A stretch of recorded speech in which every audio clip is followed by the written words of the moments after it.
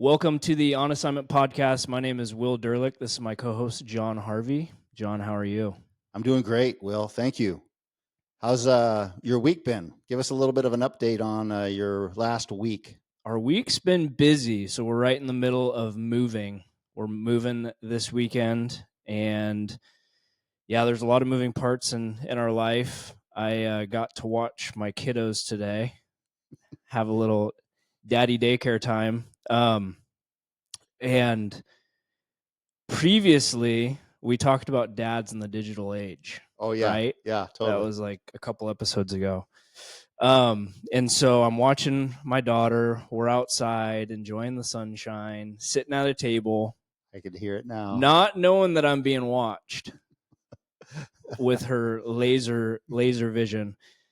And we're just hanging out, kind of talking. I'm on my phone, kind of just surfing some stuff. We're moving into a new house, so kind of looking at furniture, stuff like that. I'm like, oh, she's doing her own thing, right?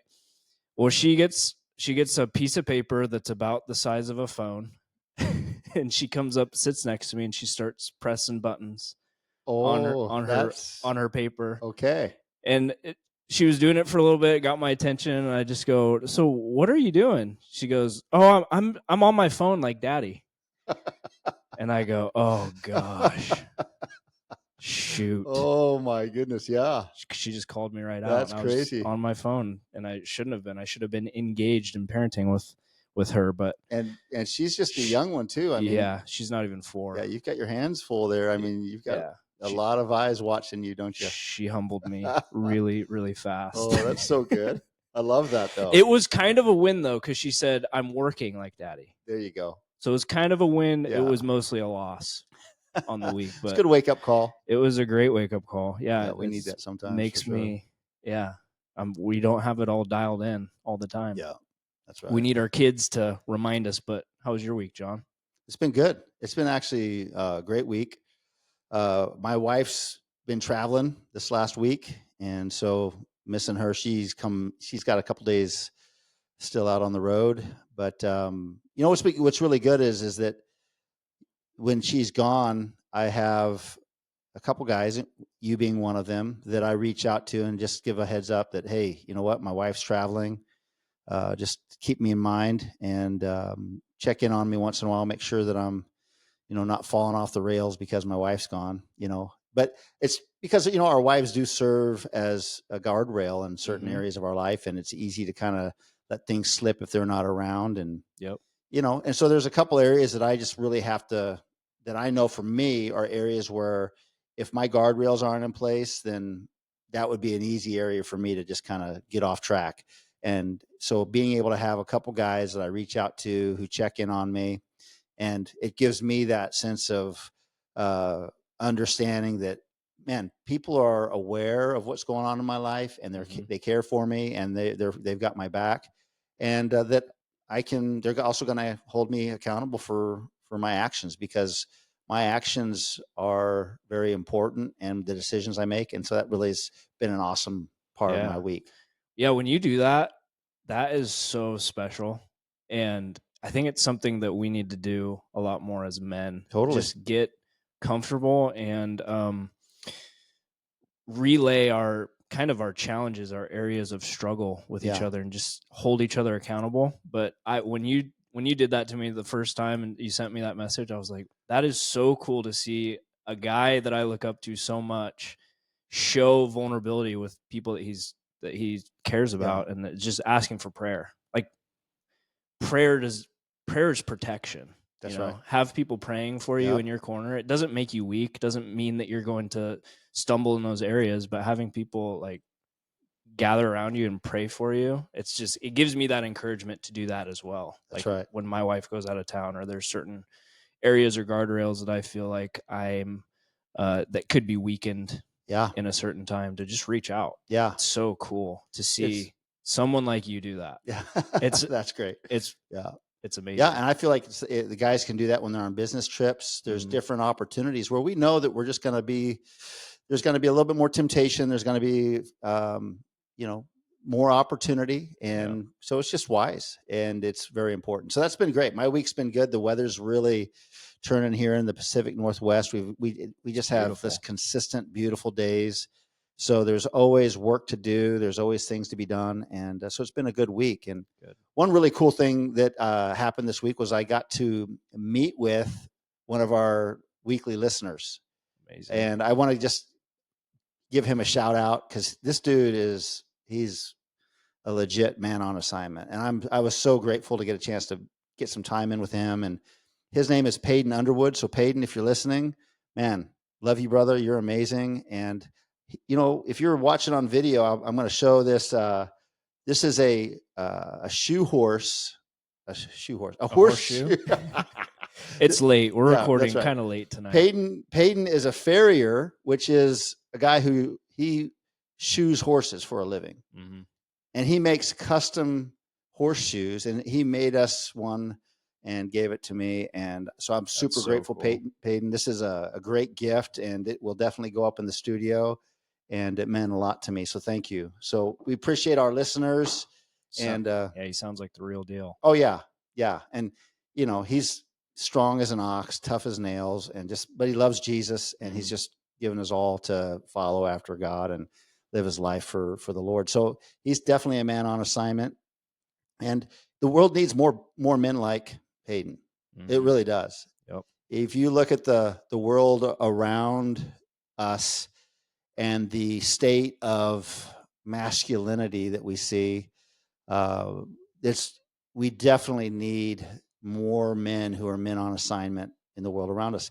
If you've ever worked in a work environment where you were surrounded by people who were reliable and trustworthy, you know how much value they bring to your crew, mm-hmm. or to your team. If you've ever worked with somebody who is not reliable, you know how much they sabotage the basic elements of productivity and efficiency and morale. It's just devastating effect. I would say it's the most important trait that a worker could have is trustworthy. Yeah. Are you a man of your word? Yeah. Will you get the job done? Or are you going to lie to me and you don't, and it just ends up way worse? Totally. I think you can teach a lot of things. It's really hard to teach someone to be trustworthy. Yeah. It's a character trait that I believe is developed. It is. It's not something that's given. It's something that is built, developed, like you said. And that's what we're going to talk about today is how can we be and continue to grow as trustworthy men. Mm-hmm. The world needs trustworthy men. And we were talking about trustworthy men in the context of work and the importance of having trustworthy people with us, around us, on our team, in our workplace. And if that is an important area for this type of man to be, just think about how important it is in a marriage, mm-hmm. in a home, in a family environment. And if you look at the state of our nation and in many places in the state of our world, where you see the decline of society in so many different areas, with the destruction of the coordinated destruction of the nuclear family, mm-hmm. with the gender confusion that's out there, and the ideologies that are being pushed on every aspect of our lives. You look at the challenges that our society faces, so much of those challenges would be met if men were reliable in those areas. Mm-hmm. If there were men who were reliable and trustworthy in the home, in the lives of those children, in those workplaces, the world would be a different place. And we see this decline happening. And some people might be like, well, John, you're being way you're exaggerating. There's not a decline. And I would say to you that you have your eyes shut and you're not living in reality.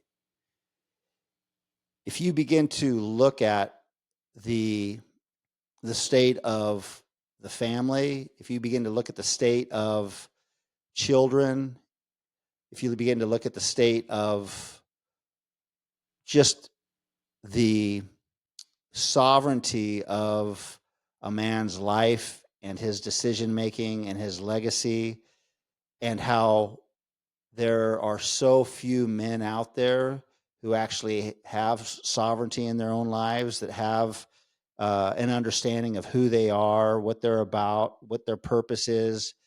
They're not living intentionally. They're not living on assignment. You see the impact of that in broken lives throughout the world. Mm-hmm.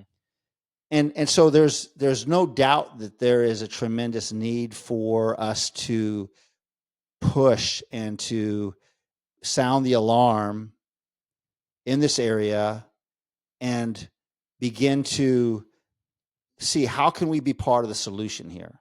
Yeah. Because it's so often it's easy to highlight the problems and the decline of these different areas in society, and we get barrages of information from the news about sex trafficking, human trafficking, the exploitation of children online, the grooming of children for sexual predators. We see sexual predators being caught in these stings, and the men you're looking at, you'd be like, how in the world is this guy a sexual predator? Yeah. Coaches, Yeah, teachers. they're supposed to be trusted individuals. Yeah. Who you trust with your kids, but they're taking full advantage of the trust that they're given. Yeah. It's horrible. And those, you see them in that state, and when they're in that state, that's not the state that they started in. You know, so there were certain things that led them down that path. Mm-hmm. And we're not going to go into that pathway that leads to that type of a person.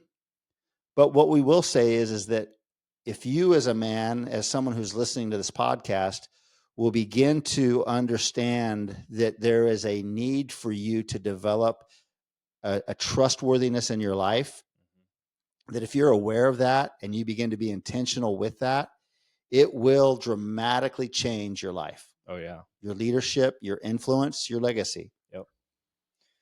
Yeah, there's a weight that you carry being an untrustworthy man. Mm. It's a huge burden. And culture will tell you the opposite sometimes, that being a man is not being trustworthy. It's having multiple relationships at once, or for me,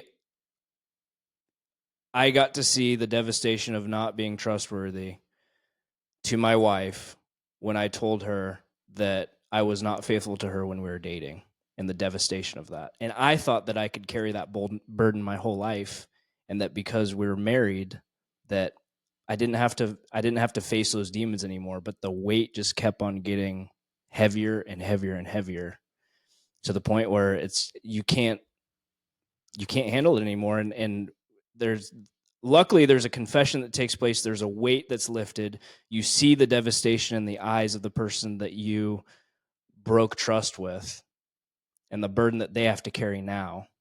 But being trustworthy, it starts at making those hard decisions. There's going to be a breaking point that you as a man are going to have to, you're either going to take it to your grave, and the enemy is going to try to convince you that that's the only way to go. And that weight is heavy. Yeah. That weight is very, very heavy. So,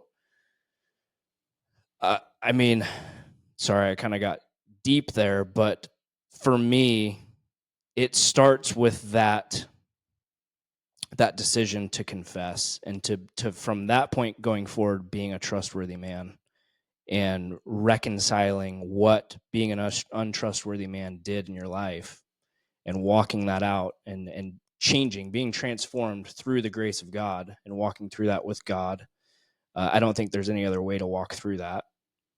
I know for my wife and I, we would have been completely crushed and broken if it weren't for God in our lives to walk through that. So, yeah, you think about, like, I don't know the percentage, but I'm sure that a majority of the visits to a therapist or a counselor, at some point in that person's life, there was someone who was not trustworthy, who hurt them, Mm-hmm. neglected them, abused them, rejected them, abandoned them, whatever the case can be, that there was some link to what they're needing help with in their life to a person who was not trustworthy in their life. Mm-hmm. It's you think about all of the marriages that I've counseled, and all of the difficulties I've watched families go through, and most of the time it's because a man has not chosen to make the small decisions that it takes to become a trustworthy man. Yeah. And he's not reliable. Yeah. And so that's really what we're hoping to shed light on in this topic, and to really kind of help guys get an understanding of, first of all, your neglect of being a trustworthy man does have weight, like Will was saying. It will without a doubt impact the life of the people around you, whether you're married with kids or single. Your decisions to not build this level of trustworthiness in your life is going to impact the lives of the people around you. Like we said, it could impact the guys at work to where you're not going to be hireable because no one wants to work with you. Mm-hmm. You're not going to be promotable because no one wants to, promote you because you're not trustworthy. So whether it's a work related thing, a family related thing, a legacy issue, we need to be men who are trustworthy. But it doesn't just happen by saying that you're trustworthy. Yeah. We were talking about this verse in Proverbs chapter 20, verse 6, where it says, "Many a man proclaims his steadfast love, but who can find a faithful man?" Mm-hmm. So there's all kinds of men out there who talk about how faithful they are. They talk about what good husbands and fathers and workers they are. Yep. But that's just them talking. But who can find a faithful man? Where are those men who are truly faithful, who are actually making those small decisions day in and day out to become trustworthy men? Yeah. And then who, when they don't meet the standard, they actually are dealing with it and going like you did and confessing that, repenting and humbly asking for forgiveness, and then allowing there to be a process of restoration and healing and growth. Yeah. And so that's why it's so critical that this is an area in our life where we look at this as a pillar in our life. Mm-hmm. That I am going to build my life on these certain pillars, like gratitude's a pillar, but being trustworthy is a pillar that we build our lives on. Well, and as men, we are men of our word. Like you We're hear supposed that to be. you hear that so many times. Like a man's word is like it's who he is. Yeah. It's like if you say one thing and you don't follow through with it, then what does that say about you as a man? That's kind of like what we're told growing up, And so reputations are destroyed by when you're not reliable, when you're not trustworthy. Exactly. Yeah, so I think it is so important to being a man, is being a trustworthy man and being a man of your word. It is, and it's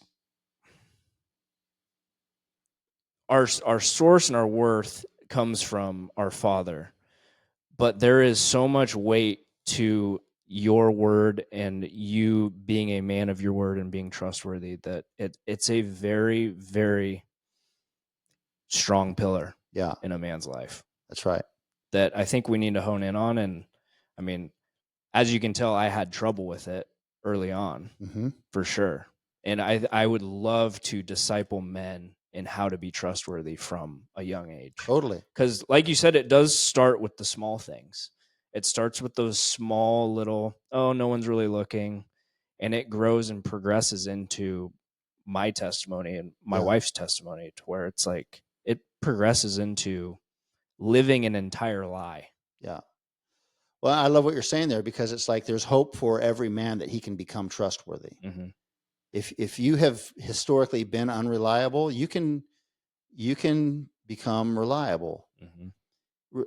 Being trustworthy is not a personality trait. It's not something that, oh, well, Will's just super trustworthy. He was made that way. And so he's going to show up when he says he's going to show up. He's going to do what he says he's going to do. Will's word is good because he was made trustworthy. No, it's you build trustworthy, you grow trustworthy, you develop trustworthiness. And you can lose it. And you can lose it as well. Yeah. If you let your guard down, for sure. Yep. And so there's tremendous hope for our listeners out there that you can go from being an untrustworthy man to a trustworthy man. And so looking at highlighting some of the differences between the two, what are some of the things that would characterize a trustworthy man? Reliable. Yeah. I think we've used that word already. Yep. So yeah, reliability. You're steady. You're constant under pressure. That's a big one. It's a huge one. Because sometimes it's easy to keep that facade, like the proverb said, where many men say that they are steadfast in their love. Yep. It's easy to do that when things are good, when things are going well. But what about when things are falling apart? When there's pressure. That's why we talk a lot about our foundation being Yeah. Christ and being on the rock, being firm. Totally. Because that when things crumble, you're still able to stand. Yeah. Faithful and aligned with truth. Yeah. Faithful is a big one. Mm-hmm. Yeah. Faithful.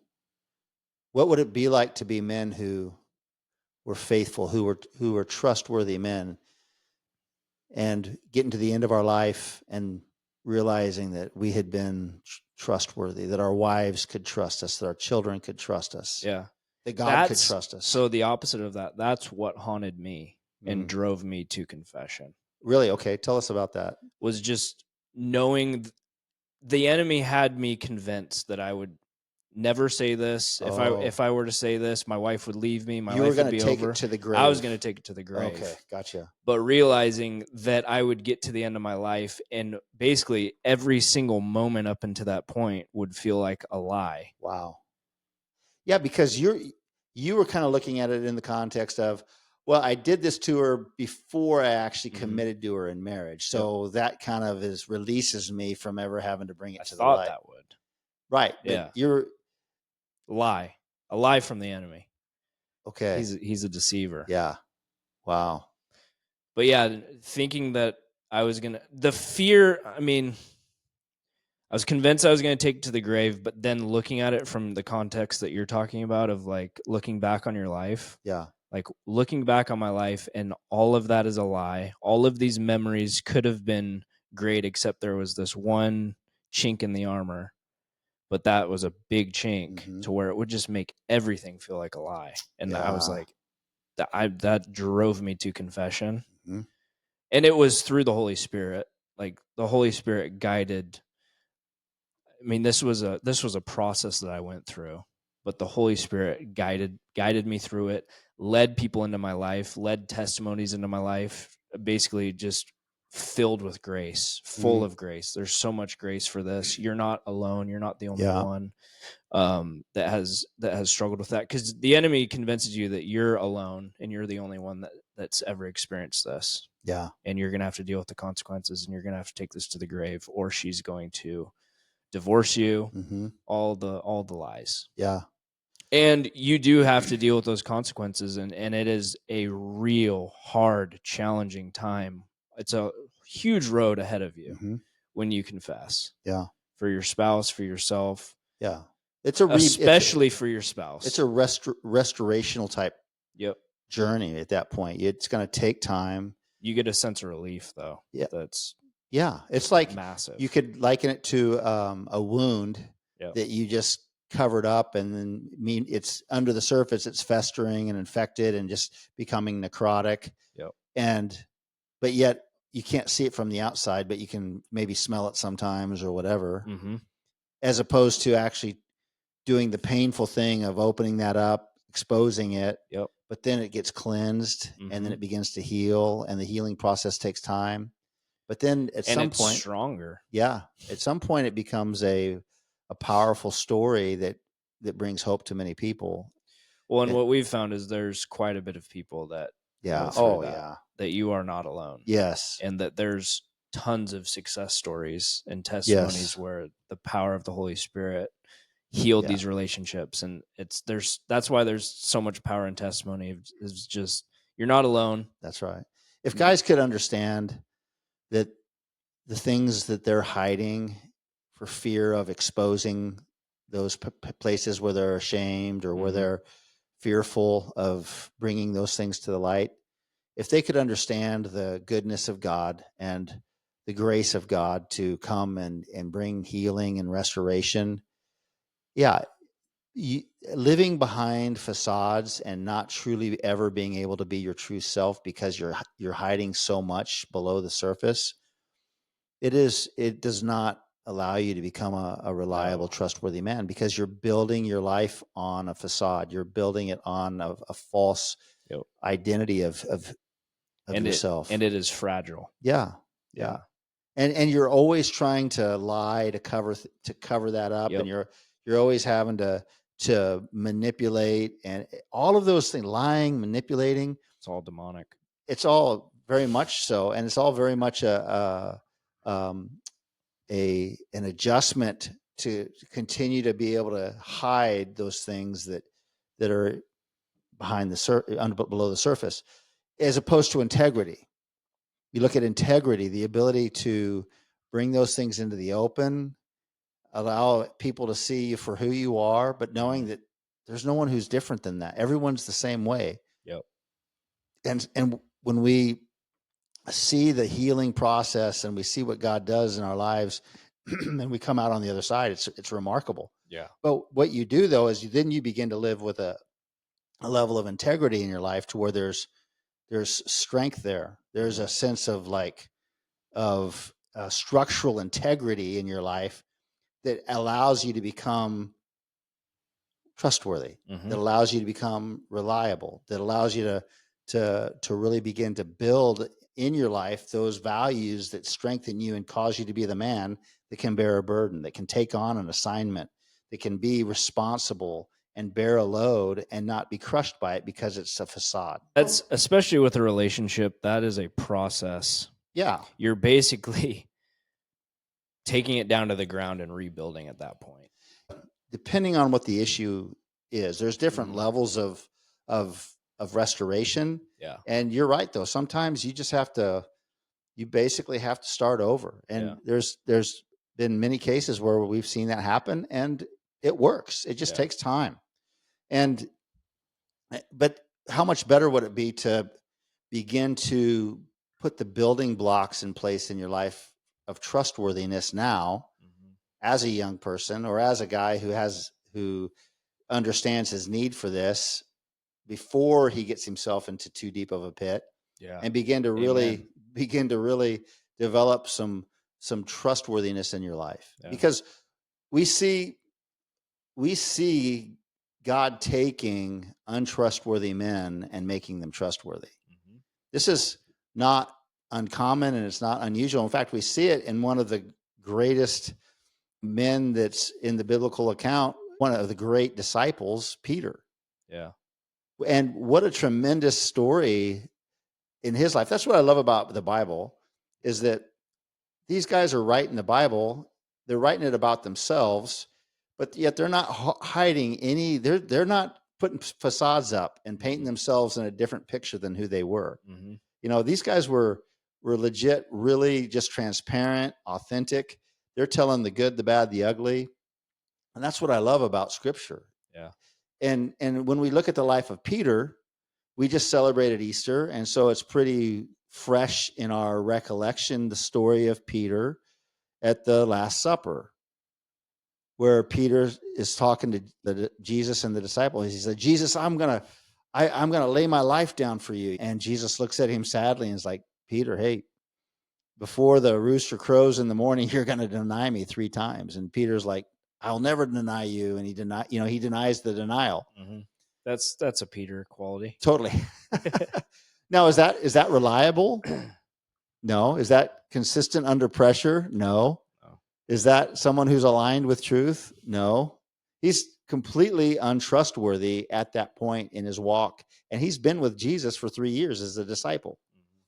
And we see him go into that place of denial and then just the brokenness that he suffered in that moment, and how he wept bitterly, and how it just hurt his soul denying Jesus.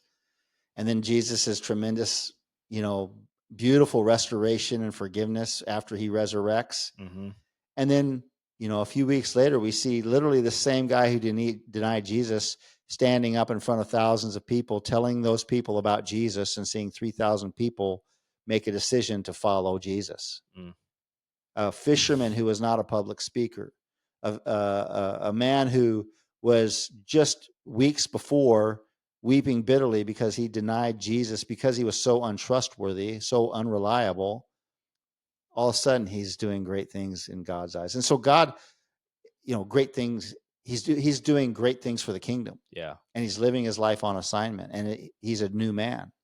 So God can take and do a work in us where we partner with him in this process of becoming trustworthy. Yeah. And so there's tremendous hope for every listener out there, that if you've had times where you've been unreliable, where you haven't kept your word, where you didn't keep a promise, where you kind of minimized the importance of a responsibility that you had and you didn't do it, or you're constantly putting things off and not getting stuff done, there's hope for you that you can actually become trustworthy as you follow after God and as you apply some of these principles that we're going to talk about. Having a relationship with him is so transformative that, I was that untrustworthy guy. Mm-hmm. And through his power, through his spirit, led me into being trustworthy. Mm-hmm. And he's so good. I love that, because it's like, have you ever had a boss that asked you to do things that he would never do? Yeah. Yeah. And it's hard to kind of follow that type of a leader, right? Yeah. Or it's like, when's the last time you did this? And can I see you do this? Are you still good at this or no? Yeah. Yeah. And a lot of times in mythology and the Greek gods and the different gods out there, they would put burdens on people that they would never take on. Yeah. We recently talked about how Jesus is God who suffers with us because of his life on the earth, his work on the cross, the brutal death that he experienced on the cross, his burial and his resurrection. But he actually went through all of those things for us. Mm-hmm. Jesus was trustworthy, and it's easy to follow a God who was trustworthy. Mm-hmm. In John 17, verse 4, Jesus is praying right before he's actually going to be betrayed and arrested. And he says, "Father, I have glorified your name. I have finished the work that you put before me." Mm-hmm. That's kind of the John Harvey paraphrase. Is that? No, that's pretty spot on. Is it? Okay. Yeah. Nice. Yeah. Not that I could do that all the time, but no, I was checking you. Okay, good. Yeah. Make sure I'm not just holding you accountable, being heretical here on the On Assignment podcast. No, that's good. Don't listen to us for our theology. No, I'm teasing. Spark Notes. Spark Notes Theology by John Harvey. Yeah. But Jesus is like, I finished the work that you gave me to do. Yep. I was trustworthy. And then he followed through with that even after that statement and got on the cross. Mm-hmm. And when he didn't have, was hung on the cross when he could have rescued himself. Mm-hmm. And when you look at that, it's like, okay, I can lay my life down for that type of a leader. When I look at my life, 56 years, and I look at God's steadfast faithfulness in my life, he's never let me down. Mm-mm. He's always been faithful. He's always been reliable. He's always been consistent. He's been constant. He's always in alignment. And I want to follow him, serve him, lay my life down for him, because I'm just trying to become like who he is. And he's not asking me to do anything that Jesus didn't do. Yeah. Jesus was obedient, humbled himself, and was obedient even to the point of death. Yep. Yeah, for those guys that are carrying that burden, that weight, there's hope. Absolutely. There's hope. You may feel like you may be listening to a lie right now where you feel alone. You feel like you're carrying this burden by yourself. This burden's going to tear your life apart. God is not done. He's not done. There's tremendous hope in him, who he is, and he's calling you into something greater, to be a trustworthy man. Yeah. And to bring things to the light and expose them. That's right. It is so much better to get it out into the light than to keep it contained. Yeah. Because it will eat you alive. And I've been there. So part of the transformational process to going from being untrustworthy to trustworthy. And let me just make a little bit of a diversion there, that you will never reach a point where, I'm completely trustworthy and I can stop worrying about that now. Mm-hmm. Not that we're worried about it, but that's always a growth point for us. Yeah. We always have to, part of being on assignment and being an intentional man. That's right. You have to be intentional. That's right. So we're always growing in this area. And so we're not speaking as it like, we've reached it and now we're telling you how to reach it. No. We're in process ourselves, but it's good to see the growth that we've experienced. It's good to hear your story and be like, wow, here you are years later with a family and a beautiful wife, beautiful kids. You're moving into just a home that God's blessed you with. Just like incredible story, but it could be so different if you hadn't made that decision at that one point. And so for guys out there who are like, where do I start? Well, it starts with you getting real honest, ruthlessly honest with yourself and with the people around you. And if you've been unreliable at work, you need to be humble, lay down your ego, be humble, and go talk to your coworkers, your boss, whoever it is that you have done that against, because that's an action against them. It could be in your marriage against your wife. It could be in your family. If you've been unreliable and you're like, hey, I've been calling everyone else to a standard that I've not been living myself. Yep. Or I've been unreliable, whatever it is, humble yourself and begin to talk to the people that has impacted, and just very simply say, I have been unreliable.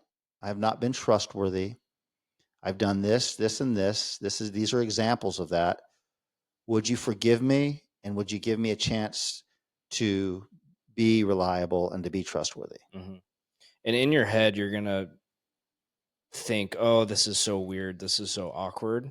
But the response that you're going to get is going to it's going to blow your mind, because people are going to be very, very impressed and compelled to do the same thing.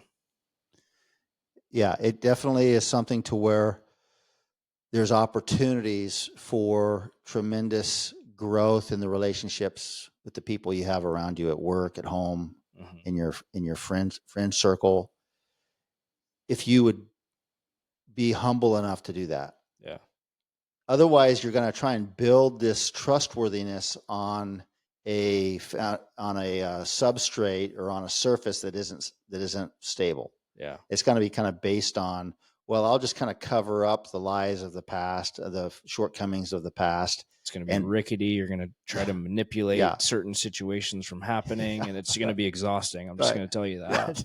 Yeah. You're not going to try and build a new, beautiful, strong, well-built home on some old brick foundation. Mm-mm.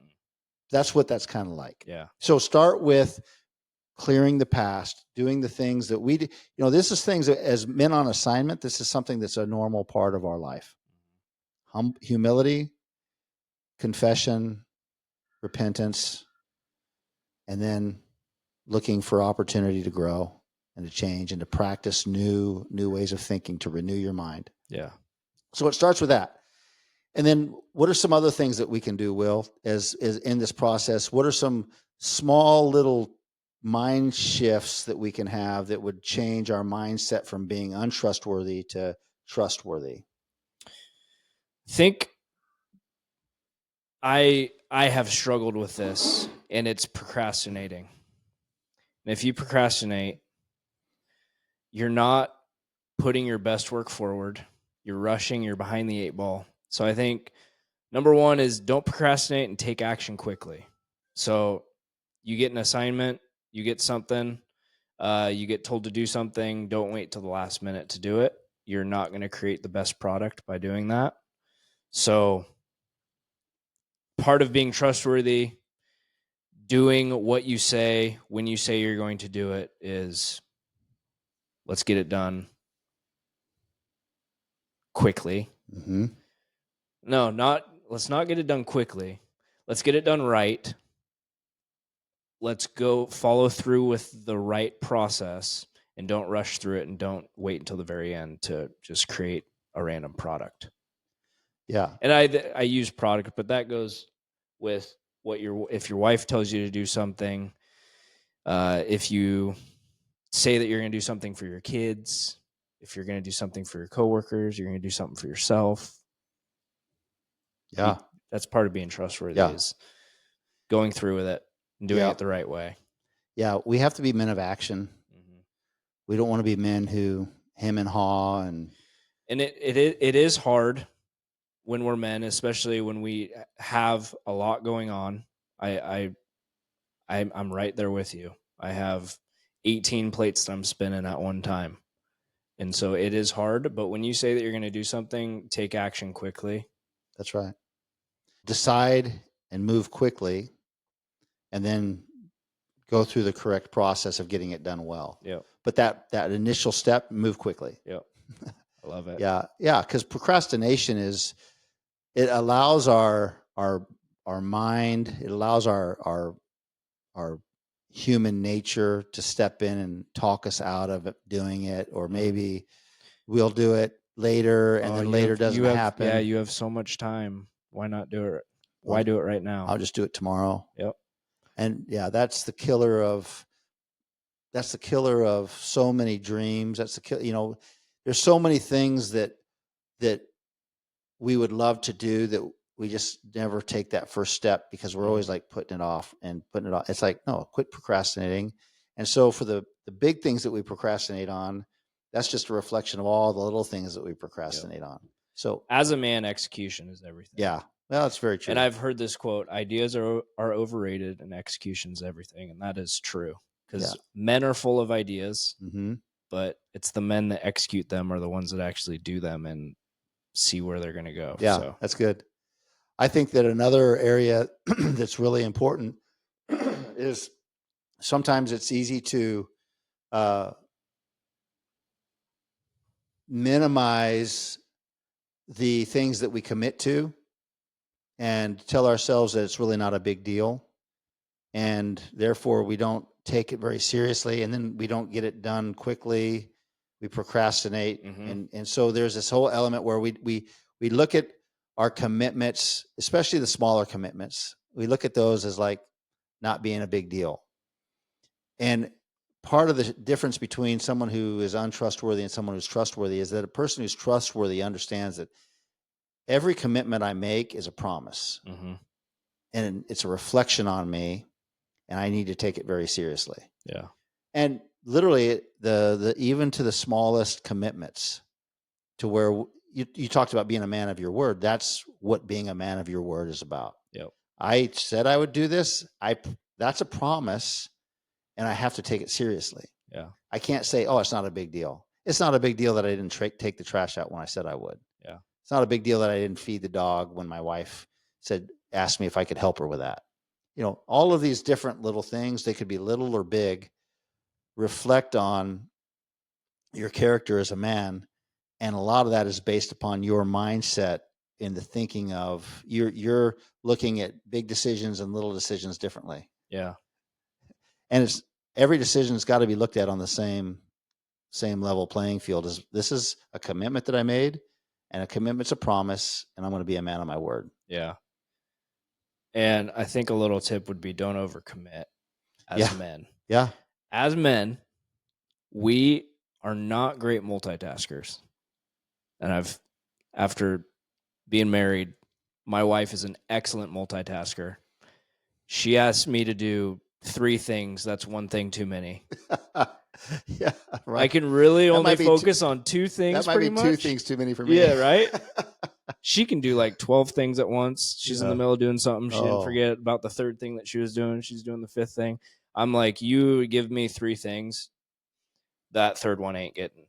yeah. I mean, it is tough. So don't overcommit as a man. I think I am very guilty of overcommitting and filling my plate up too much, and then that's when things start to slip. And so I have to be really intentional and know when to say no. And I'm still learning that. I'm not good at it, but I think as a man, we need to know our limits, know our capabilities, and don't overfill our plate. Yeah. Right? Do you got some wisdom there? I know you do. Being able to let your yes be yes and your no be no. Yep. In order for you to have that type of clarity, you actually have to think about the decision that you're making, and you also have to be able to not feel pressure to say yes to everything. Yeah. And you have to be willing to say no. Mm-hmm. And so that's depending on how a guy's wired. He might be a yes man, a guy who says yes a lot, and he might be afraid to say no. You've got to learn to say no. You can't do everything. And so learning to discern what should I do, because there's that old adage that says there's a lot of things that I should do, but there's only a few things. No, there's a lot of things that I could do, but there's only a couple of things that I should do. Yeah. And so there's lots of things out there that are going to demand attention and time and want our commitment, but there's only a few things that we should give that to and say yes to. Yeah. Have you listened to Chip Judd? No. Okay. My wife's going through one of his courses, and she said a lot of what you just said. Oh, really? Yeah. Let your yeses be yeses and your noes be noes. Yeah. That's in the Bible too. Amen. Amen.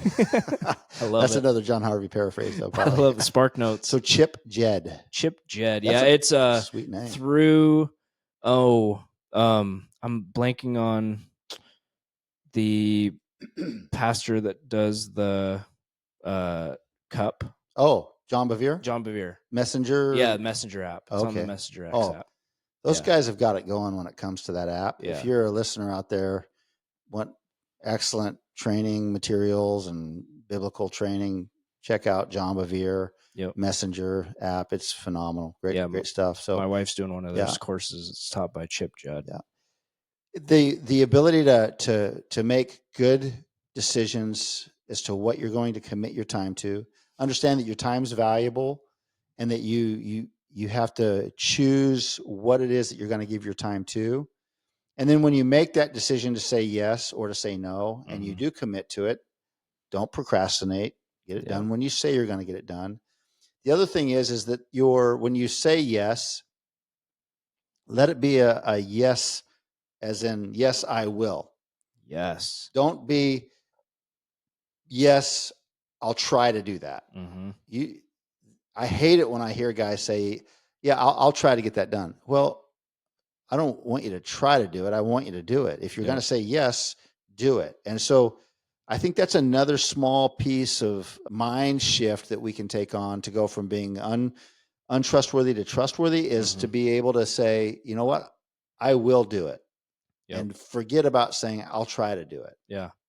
Yeah. Our friend Dusty Hammock said, I heard him say, trying is the lowest form of effort. And when he said that, I was like, how many times have I said to my wife, I will try. I will try to do that. That just sounds weak. It does. If it's the lowest form of effort, no, I will do it. It's really Let's kind go. of a cop-out, isn't it? Yeah. It is. Because it gives you an out. It does. I'll try to do it, but if I don't, then it's what it is. And starting an idea initially with a way out is just not good. That's essence not how we should live. That's the essence of being untrustworthy. Yeah.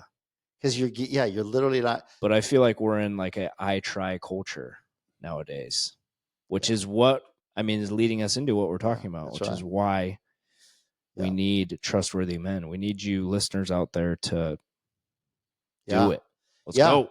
And that's why learning to consider your choices is important. Because if you say, I will do it, hopefully you've taken into account somewhat the effort, the sacrifice, the time, the money, the energy that's going to be involved with doing what you're going to do. If it's something bigger, it's a bigger decision. But if it's something like, you know, my wife needs me to take care of an errand or something that she would normally do that she can't do, and I just flippantly say, yeah, I'll try to get that done. No, it's like, no, I'll do it. But once I say I will do it, then I better make sure that I'm going to execute on what I said I was going to do. Yeah.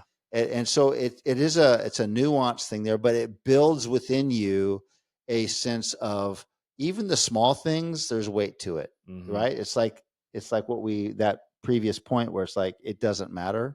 I love how our wives can listen to this. Yeah. Yeah. My wife will hold me accountable. That's right. I love it. Which is good. She's important. Say, you said you will do this.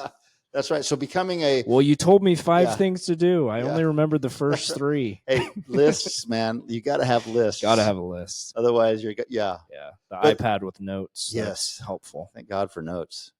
But the going from being an I will try guy to an I will guy in your mind. So when you commit, you commit. All right. What's next? Next one is going from the no one notices guy to the one that leads by example. So that's kind of going into the big form of this is starting with the little things. The little things of putting your shopping cart away. Yeah. And I mean, you think no one notices, but your kids are watching you do it. And then they're also seeing the person that didn't do it. And they're kind of like, oh, I want to be like my dad. Yeah, that's right. I'm going to finish through and finish things. It kind of plays into that. So going from the no one notices, the little things, it's in the little details, to I will lead by example, even in the little things. Because it starts there, and that will progress into the bigger things. Yeah. As we build these habits. Right. These and healthy habits. That's true as a family man. That's true in work. You know, how do you want your employees to, what do you want their work ethic to be like? Their work ethic to be like? What do you want their attitude to be like towards each other? Yeah. All of those different things are areas where you actually model that for them. And when there was, you're always under scrutiny as a leader, which is good. And you'll always have eyes on you. But even when you don't, you still act as if you do. Yep. Because ultimately you want this to be just flowing out of who you are, you're not just doing it for a show for others, but you're doing that because, yes, I am a man who takes responsibility. Yeah. So I'm going to put my card away if my family's there or not. Yep. I'm going to pay my bills on time, whether they see that or not. I'm going to be generous in the offering plate at church, whether they're there in the seat next to me or not. And so we're living out we're living out the way that we want our kids to live out. We're working the way we want our employees to work because we are leading by example. Yeah. Good leaders lead from the front.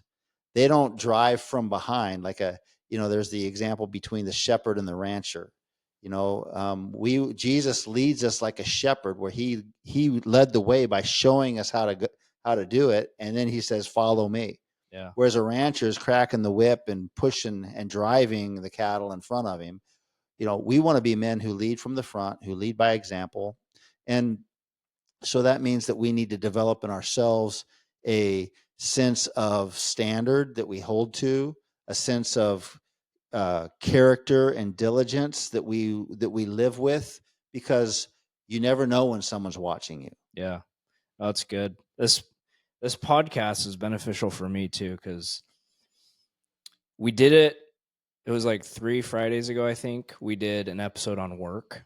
Yeah. And I worked the next day, and on Saturdays we do weekly rig checks, which is just super in-depth, detailed checks of everything. Take all the saws off the truck, all the tools. Oh, wow. Tilt the cab, check the fluids, all the little tiny things. Yeah. And we talked about work. And how often do you guys do that? Every Saturday. So whoever's working Saturday that day does it. So For us, it's every third Saturday. But yeah, we were doing that. And it was just after we talked about work and cutting corners. And I was like really going through the checks, because you're by yourself as the operator. And there's obviously so many times where you could cut corners. And it was good to have that podcast in my mind of like, there's no one here. I should fill up the saw, because I'm not going to cut corners. But if I was cutting corners, then I wouldn't fill up the saw. And so there's like so many throughout our day, we're faced with opportunities of cutting corners. Yeah. Like almost every decision that day, I could have cut a corner. Yeah. And maybe someone would have noticed. It's not the right thing. Someone should notice if they're not cutting corners the next day, because they're going to check some fluids somewhere. But I don't know. It was cool. It was having that fresh in my mind, and doing that at work the next day was just like, we're not cutting corners. Yeah. As men on assignment, we're not cutting corners. Right. I am going to make sure that everything is done. All the fluids are filled up to the best of their ability. The tools are top notch for the next guy, for us, for whatever call we're going to go to next. I mean, we might be using these tools in 10 minutes. Mm-hmm. We need to make sure that they're dialed. Right. But there's a lot of opportunities in every single job to cut corners. Yeah. The trustworthy man is a guy who is consistent and disciplined. All of these different attributes that are at play in the life of a man who's trustworthy. And on the flip side of that coin, you've got guys who are inconsistent, cutting corners, cheating wherever they can, all because they're trying to take the easier route. They're trying to find the path of least resistance and hoping to be able to run along that path that's easier and get ahead. And ultimately, long term, we know where that path leads. It's not going to lead you to success. It's not going to lead you to life. Ultimately, it's going to lead you to what the Bible calls destruction. Have you seen all the helicopter accidents recently? Oh, that's cutting corners. From cutting corners, man. Unreal. It's like every single day. I feel like, I don't know if the media is just like targeting it or what, but every single time I feel like I look at Facebook, there's like a new plane crash or helicopter crash. Yeah. Yeah. It comes down to really, there's this integrity. There's so much about integrity that is a foundational part of character, and that would be reflected out of which would reflect trustworthiness, being a man who's trustworthy. And so all of these things we're talking about really do have a part to play with being a man of integrity, to where when no one else is watching, I'm still making good, solid, healthy, strong decisions. Yep. And ultimately, this is something to where you have to learn to be ruthlessly honest with yourself. You have to really be willing to look at yourself in the mirror and say, this is where I'm at. This is what I'm doing. I'm procrastinating here. I've kind of minimized my responsibilities here. I've been cheating the system here, cutting corners, inconsistent. Well, you at the whiteboard. Yeah. When I walked into the room. Oh, that's right. What was written on there? Yeah. So I had written on the whiteboard that it requires 0 effort to slide, but it takes tremendous effort to climb. That's really true. That's amazing. And the reason I wrote that was because last night I got home late. I was driving home from a meeting that I had, and it was later than usual. And I hadn't eaten dinner. It was a long evening, and I hadn't eaten anything, and I was really hungry. And I'm thinking on my way home, I'm like, oh yeah, I don't need to eat anything, because there's no need to load up on calories this late. And I'm trying to lean up and that type of thing. And so I get home and kind of starting to wind up for the evening. And then all of a sudden I see that box of crackers that I just bought at the store, that are healthy crackers though. Oh, I've been there.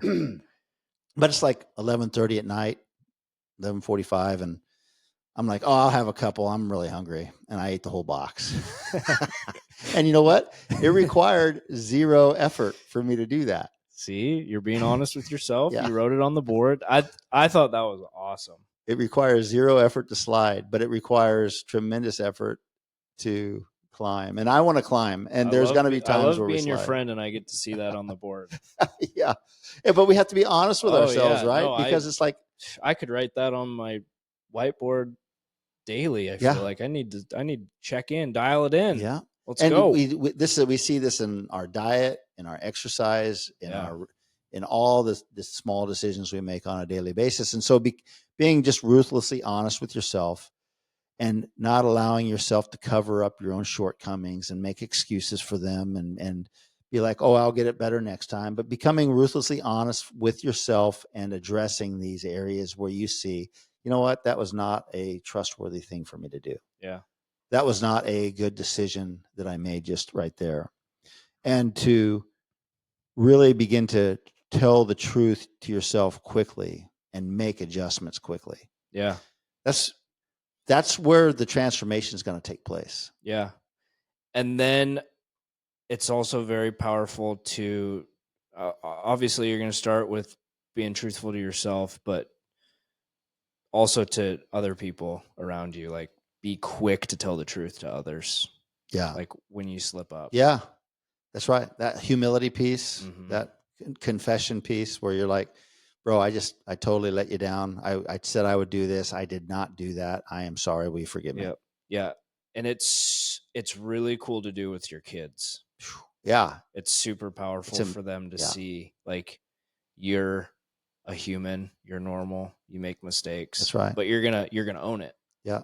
You own it. That's because parents that don't own it, that just wipe things under the rug, your kids know. Well, and again, you're building your house on this terrible foundation of lies, and you're teaching your kids because you're leading by example that they're going to do the same thing. Totally. You're just starting generational turmoil. Yeah. So being a trustworthy man is going to transform your life. It's going to transform your relationships. It's going to transform your legacy. Yeah. And understanding that God takes untrustworthy men and he helps them become trustworthy. And that by applying these little principles in our thinking and by taking on that understanding that, you know what, when people see me, I want them to think there's a trustworthy man. I can rely on that man.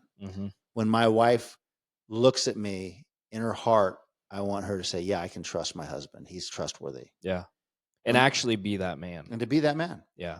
And we were in process, and there's grace, but we also have to start with this understanding that my identity is that I'm trustworthy. And you begin to speak that over your life. You begin to claim that for yourself, and you begin to walk in it.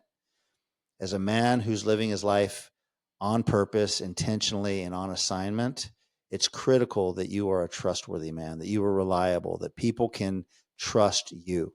Yeah. And if we could have every man take this and apply it to their life, our world would be a different world quickly. And so our charge to our listeners today is to begin to recognize the areas where you've been untrustworthy. Ask God to help you become a trustworthy man, and then begin to go through the things that we've talked about today and apply those to your life. What's one area that you could apply to your life this week? Maybe it's an area where you need to go and just talk to your coworkers and be like, hey, I've been really unreliable here. I've been late consistently, and I apologize. I'm going to work on getting better. Would you help me also keep me accountable for that? Boom. That's a game changer right there. You're on the road to becoming the man that you were meant to be. You were meant to be a trustworthy man. So what's that one area? Maybe you need to be just ruthlessly honest with yourself in areas where you've been kind of covering up things, and you need to be very honest in that area. Yeah. So we just want to leave you with that charge that Will and I are both living this out, working to become better and better men, trustworthy men. And as we live our lives on assignment, we're going to be there's going to be times that demand trustworthy men. Yeah. And we want to be those men. And so as we get ready to wrap up here today, I just want to just encourage all of our listeners out there that God made you to be a trustworthy man, and that's what we want to see in your life. And the world will never be the same as you take that on and you become that man that you're meant to be. Amen. Amen. Yeah. Thank you, John. Yeah, absolutely.